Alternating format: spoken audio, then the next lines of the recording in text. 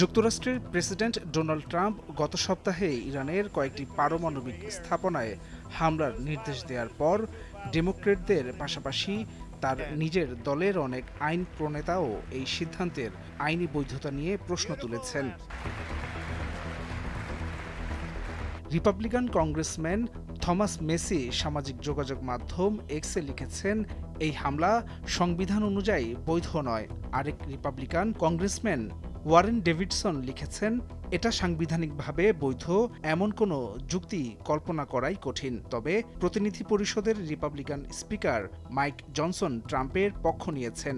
তিনি বলেছেন, ট্রাম্প মনে করেছিলেন যে তৎক্ষণাৎ ঝুঁকি এতটাই বড় ছিল যে কংগ্রেসের অনুমতির জন্য অপেক্ষা করার সময় ছিল না। তিনি আরও বলেন, যুক্তরাষ্ট্রের পূর্ববর্তী অনেক প্রেসিডেন্ট একইভাবে কংগ্রেসের অনুমতি ছাড়াই সামরিক পদক্ষেপ নিয়েছেন।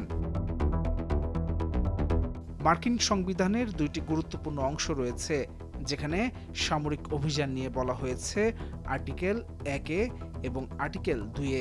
আর্টিকেল 1 অনুযায়ী যুদ্ধ ঘোষণার ক্ষমতা কেবলমাত্র কংগ্রেসের হাতে। তবে আর্টিকেল 2 বলা হয়েছে, প্রেসিডেন্ট হলেন সেনাবাহিনীর সর্বাধিনায়ক, ফলে তিনি বিশেষ পরিস্থিতিতে প্রয়োজন অনুযায়ী সিদ্ধান্ত নিতে পারেন। হোয়াইট হাউসের সূত্র বলছে, প্রেসিডেন্ট ট্রাম্প এই দ্বিতীয় ধারার ভিত্তিতেই ইরানে হামলার নির্দেশ দিয়েছেন। দেশটির সংবিধান বিশেষজ্ঞরা মনে করেন, প্রেসিডেন্ট কিছু নির্দিষ্ট পরিস্থিতিতে কংগ্রেসের অনুমতি ছাড়াই সামরিক শক্তি ব্যবহার করতে পারেন, যদিও সংবিধানে সেসব পরিস্থিতি স্পষ্টভাবে বলা হয়নি। তবে বিশেষজ্ঞদের ব্যাখ্যায় বলা হয়, যদি বাস্তব বা সম্ভাব্য হামলার আশঙ্কা থাকে কিংবা জাতীয় স্বার্থ রক্ষা করতে হয়, তবে প্রেসিডেন্ট এমন পদক্ষেপ নিতে পারেন। ট্রাম্প প্রশাসন বলেছে, পারমাণবিক অস্ত্রের বিস্তার ঠেকানোই ছিল ইরানে হামলার মূল কারণ, যা তারা জাতীয় স্বার্থ হিসেবে দেখেছে। হোয়াইট হাউসের প্রেস সেক্রেটারি ক্যারোলিন লেভিট এক্সে লিখেছেন, প্রেসিডেন্ট প্রশাসন দলীয় সীমা অতিক্রম করে সৌজন্যমূলকভাবে কংগ্রেস নেতাদের ফোন করেছিল এবং হামলার আগে সিনেটর শুমারের সঙ্গেও কথা বলা হয়েছিল।